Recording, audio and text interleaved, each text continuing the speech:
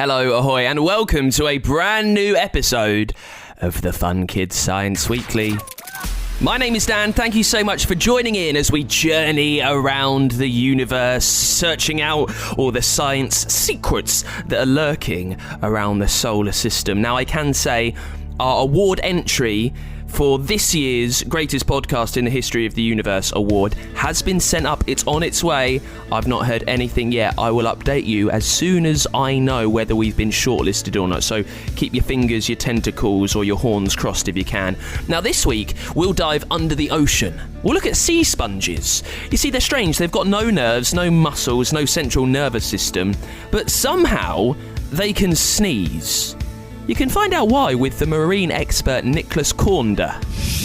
Any freshwater or marine water body you have on this planet, you will find sponges. So they're incredibly successful at, conquering habitats. And they also are some of the oldest animals that we actually know and developed over 600 million years ago. So that's quite old, preceding the dinosaurs and basically all multicellular animals that we know. Also, we're looking at the summer of sports this year with Techno Mum. We've been on this for a few weeks. We're finding out how gadgets make sports better. Today, it's all about Paralympians. Those blades must be super strong. I mean, imagine if they snapped. Oh, they are.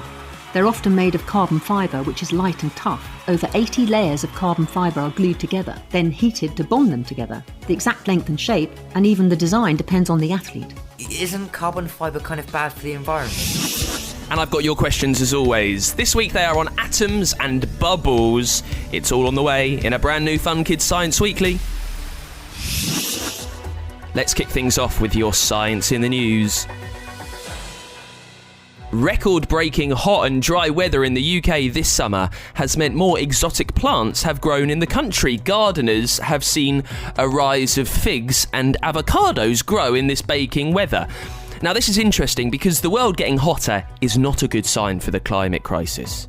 But a lot of people eat exotic foods, avocados, things like that. And the carbon footprint to move them all around the world is absolutely huge. So if they're growing closer to where people are eating them, that's a slight positive with everything getting hotter, I think. Also, people need to be less squeamish about drinking water taken from sewage plants. That's what the Environment Agency in the UK has said, because they're planning water recycling, where they're collecting sewage water, which is taken from toilet waste, they're treating it, and then they're putting it into taps. Now, there has been a huge drought, so we need water. But is this really the best option? Do you want to take a nice, refreshing drink of something that was once in your toilet? I guess you have to trust the scientists, don't you? And that they'll make this old poo water safe to drink. And finally this week, the sounds of whales have been recorded off the coast of Scotland for a whole year for the very first time. Underwater microphones were used off the Hebrides, a group of islands at the top of Scotland, to listen to what they sing. More than 12 terabytes of data has been gathered from the mics that are placed around 100 metres deep. They've done this to track the effects of climate change, to see which species are moving around the sea as the different parts of the ocean gets hotter. And I always think that tracking the effects of climate change is a brilliant thing. And to do it by listening to whale song is a very innovative idea, so I really like that. Let's check in with Professor Hallux now. For the last few weeks, we've been hearing his series all about your mouth. You see, Hallux is a genius about bodies. He knows what's going wrong with your arms, your legs, your feet, your lungs, your heart, your ears, your eyes. This time out, it's all about your gums. What's going on in his oral health help desk? This is the Digital Dental Depository. Now this week, it's all about which toothbrush is best. To honour great Uncle Halitosis, dentist extraordinaire, on the occasion of his 100th birthday, Professor Hallux is creating a pop-up digital dental depository, an oral health help desk. He's going to see how many questions all about teeth he can answer against the clock. I think the turbine's nearly up to speed. We're going electric today, or our toothbrushes are. Are you ready, Nanobot? I'm ready. Here we go. First question. How do electric toothbrushes work? Different electric toothbrushes work in different ways. Most are powered by rechargeable batteries, which rapidly move the bristles up and down, or in circular motions. These are known as oscillating brushes. Others vibrate, and some oscillate and vibrate. And now there's an even more high-tech way to clean teeth. Sonic toothbrushes use an oscillating action, but combine it with ultrasonic waves to send thousands of high-frequency pulses onto the teeth, helping dislodge plaque and to get a really deep clean. Another good start there, Professor. Next question. How are electric toothbrushes made? Electric toothbrushes are assembled in a top-secret bunker, run by sharks who are experts in tooth care because they have lots of pointy sharp ones to look after. Professor? Only joking. Like most gadgets, the electric toothbrush on your bathroom shelf has come a long way. First of all, someone has to come up with a design. The design will depend on the toothbrush's job. Different toothbrushes are designed for different jobs. For example, they make very good dinner ladies. Sorry, Nanobot. What I meant by different jobs is that some will be for children and some will be for adults. So the size of the handle and the brush heads will differ. Some electric toothbrushes are designed to be kind to gums, whereas others are for removing tough stains. That might affect the type motor used and the softness of the bristles. Quite a variety.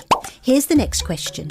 What happens after the design is finalised? Well, the toothbrush will go into production in factories, run by the dinner ladies I mentioned earlier. Behave, Professor. All right. Tiny pellets of plastic are melted and moulded into separate parts. Machines will assemble the rechargeable batteries and the bits that move. For toothbrushes, which use ultrasonic technology, the bristles need to move at extremely high speeds, and so the motors will be more powerful than those in other electric toothbrushes. Once the separate pieces are ready, other machines will put everything together. If you have an electric toothbrush, you'll know that the brushes are separate to the handles, and they're assembled separately. The bristles are pushed into tiny holes in the moulded plastic, often secured by tiny staples.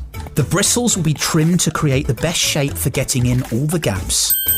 Time for one last question. True or false? As well as electric toothbrushes, you can get electric flossers? True! Flossing your teeth is really important, but it can be fiddly to use tape or interdental brushes, especially if your teeth are closely packed together. These days, you can get gadgets which use an electric motor to pump air and mouthwash between the gaps, for smiles all round. That's correct, and time's up. Brilliant, Professor. Very respectable score there, and lots of data for our digital dental depository.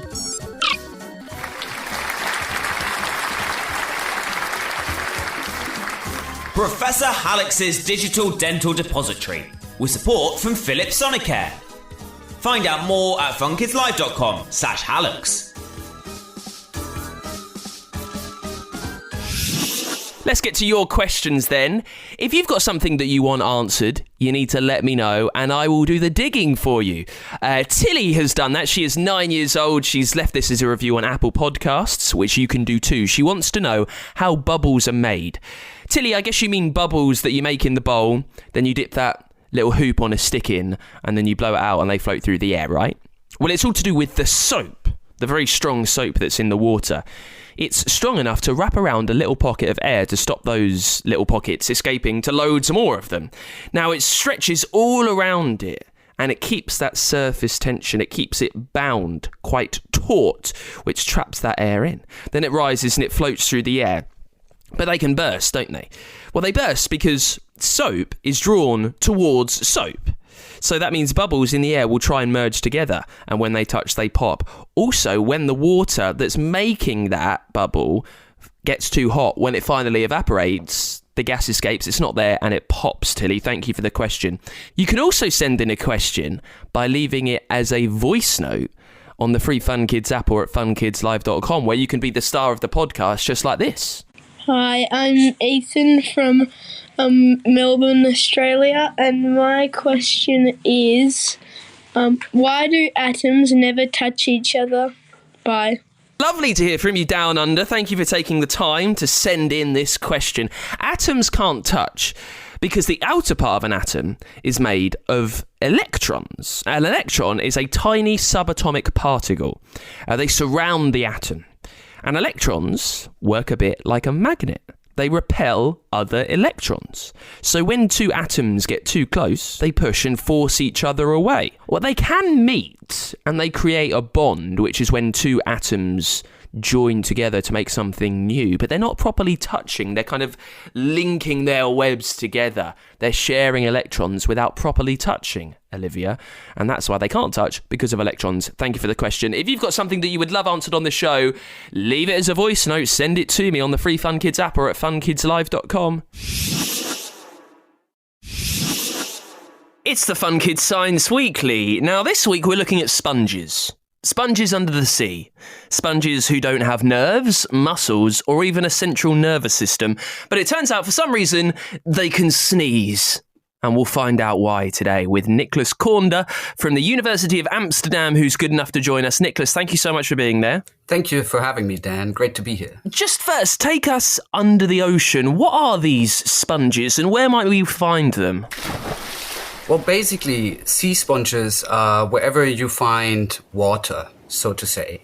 Of course, you have some very extreme environments like hydrothermal vents where, multicellular animals cannot survive. But any freshwater or marine water body you have on this planet, you will find sponges.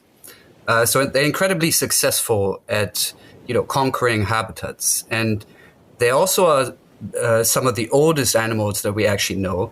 And developed over 600 million years ago.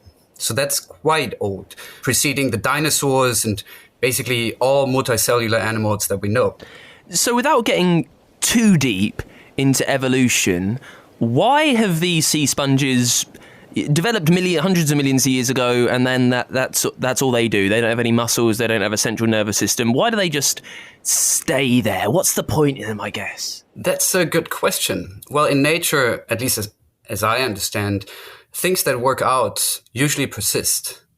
And sponges are incredibly adaptive. They can, survive in very low food environments. They can survive in waters that are incredibly murky. And they just have a very high tolerance against ecological stress. So from that perspective, why would they change evolutionarily if things just work the way they act with their very simply structured bodies? Where do they fit into the animal kingdom? Are they a fish? Are they some strange mammal or a crustacean? Well, sponges belong to the POOEY, which are, among the earliest animals in the whole animal kingdom. We have, other very primitive organisms like jellyfish, corals, and there are some debates on who are the actual earliest, and things that we call sister clades, where it's not always sure how organisms diverged, especially when you go very much back in time. Yeah, sponges are the earliest or among the earliest animals we know, and they're their own group of animals, so to say. And all of them have a very simply shaped body in which water is moving. They have tiny little holes on the outside through which they, suck in the water in which they live. And then it travels through the sponge body, passes specialized cells that can take up the nutrients and the energy from the water. And then the water exits the sponge through larger holes that we call oscula. And the whole research around what sponges take up and what they release has always revolved around this water flow. So that's probably one of the reasons why we're just now discovering that there's also a flow of mucus. And when we looked at that closer, we realized that, as you mentioned, despite not having nerves or muscles, for some reason, they're actually able to produce mucus, move it on their surface, and then eject it with a contraction in a very similar way than we humans do that. So when we humans sneeze, it's normally because something has irritated our airways or our nose, and it's our way of getting it out. That's what the mucus is. It's everything sticking to it. Why would this be the same or very similar, do you think, for a sea sponge? Essentially because the same thing is happening in the sponge body that we see in our bodies. what you said is exactly right. We produce mucus, which is a cost for us, but it's beneficial because it lines our airways and it collects all of the particles that we breathe in, like dust, and it transported this material upwards into our sinuses, where we can then eject it with a good old sneeze. And a sponge, as I mentioned, has this unidirectional water flow where water comes in on the outside through tiny little holes, it travels through the sponge, and then it exits it through larger holes. And what's happening is that when the sponge sucks in the water, there's stuff in it. There's sediments, there's other particles that the sponge body doesn't want that would clog up the water channels inside. And in order to prevent that, and this is now our speculation, they essentially do a slow motion sneeze. So we can observe that the mucus is coming out of these tiny little holes where water is going in. And we can observe how it aggregates into little clumps. And we observe how the sponge then periodically contracts, which removes these clumps from the surface where the water is going in. So we have a flow of mucus lining, not airways, but waterways in the sponge, traveling against the direction of the water flow, and this way moving out particles that would otherwise clog the system. And that's the analogy to a human sneeze. Nicholas, if they have no muscles, how are they forcibly throwing this mucus out, do we know? Well, the sponge sneeze is not as forceful as a human sneeze. In fact, it takes about 20 to 50 minutes, according to our observations, for a sneeze to run through the sponge body or through parts of the sponge body. So what we see is a very slow contraction. And yes, the sponge doesn't have muscles, but it has other ways to, increase or decrease the volume of its individual cells. And if the volume of a bunch of cells together decreases, you essentially have a contraction. How this contraction is actually leading to the dislodging of these mucus clumps that build up on the surface, that we don't know yet. For that, we would have to run other analyses. Now, in the mucus that we sneeze out, it might be pollen or dust that we've kind of sucked in accidentally. What's making up the mucus that these sponges sneeze out in the sea? What we observed in it are things like limestone chips. So when you have a coral reef forming, the corals are essentially taking out minerals from the water and they're precipitating it into crystallized form, which is the coral skeleton, and that happening a lot essentially builds the entire reef framework. Now you have things like fish, parrotfish, and other like sea urchins, grazers that, they go for the algae that grows on this reef bottom, on this crystallized bottom, but they also take up some of the actual pieces of rock. And this then turned into sediments. So this is basically how all the beaches in the world are formed. So you have a whole bunch of fish swimming above the reef and dropping sediments with their feces. So these sediments would end up in the sponge body, and it would be very difficult for the sponge to release them with the water flow because gravity pulls them down. It would have to really pump hard in order to rid itself of these limestone chips and other sediments. And that's why we think it has developed this other mechanism to remove them out in the other direction. We also know that there are undigested parts of algae, which belong to the diet of sponges. Some of the sponge cells, so these specialized cells I mentioned that sponges have to take up nutrients from the water, they need to be replaced quite quickly, actually. So the mucus also contains some of these older cells that have been rejuvenated and replaced with new cells that the sponge is now ejecting into the environment. And there you go. That's why sponges sort of do a very slow sneeze. Nicholas Cornder, thank you so much for joining us. Thank you very much for having me. It's time for this week's Dangerous Dan, where we look at the most mean and wicked things in the universe. This week, we're headed to the Amazon River in South America. It's the home of the candiru, otherwise known as the vampire fish. Now, it's not a big creature, this fish. It grows to a couple of inches long. It looks sleek, a bit like an eel, but it's a catfish. It's a parasitic catfish, and it feasts on blood.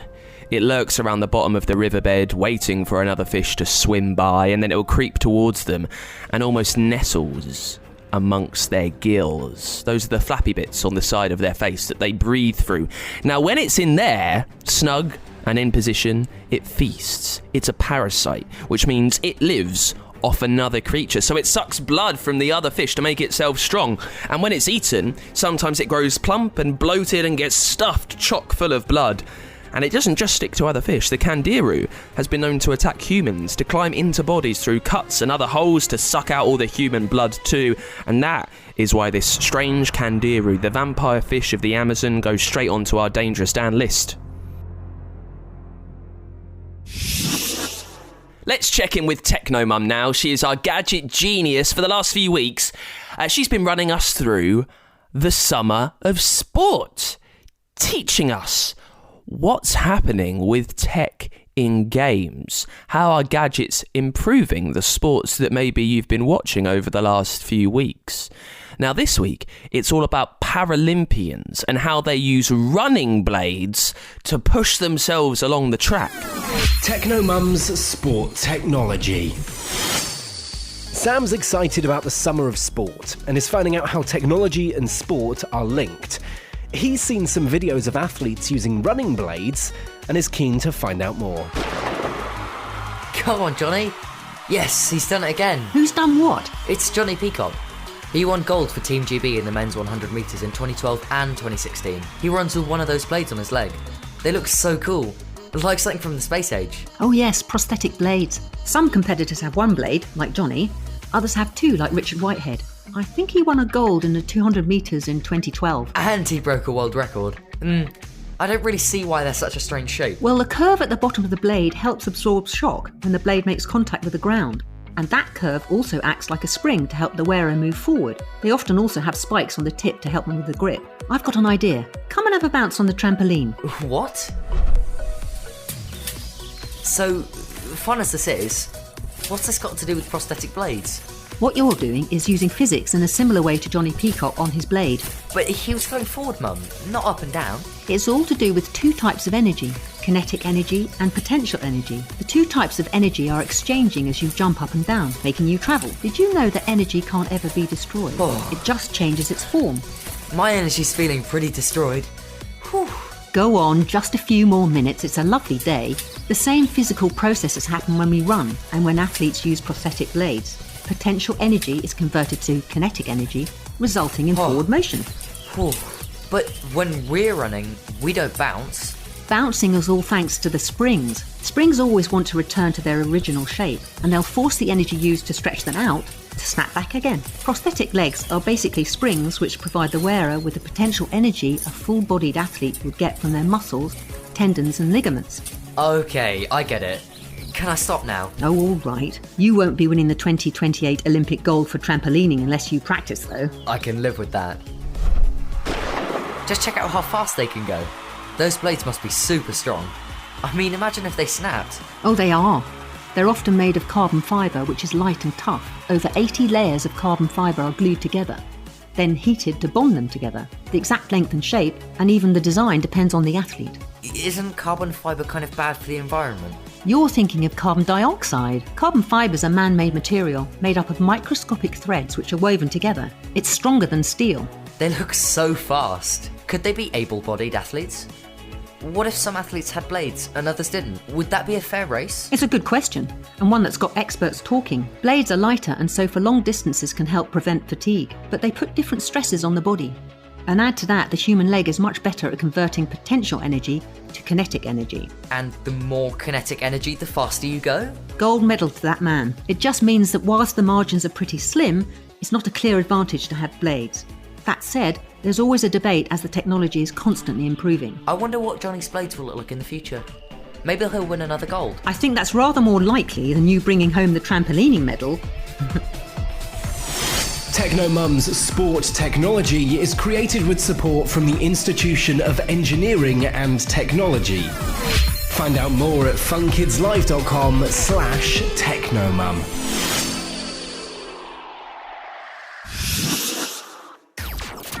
And that is it for this week's Fun Kids Science Weekly. If you've got something sciencey that you want answered on the show, leave it as a voice note for me. You can star in our podcast on the free Fun Kids app and at funkidslive.com. Now, we've got loads of brilliant shows that you can hear. You've heard some today. We've got tons more on Apple, Google, Spotify, wherever you hear your shows. They're on that app and at funkidslive.com too. And Fun Kids, we are a children's radio station. Listen to us all over the country on your DAB digital radio and on the Fun Kids website. I'll see you next week. Bye.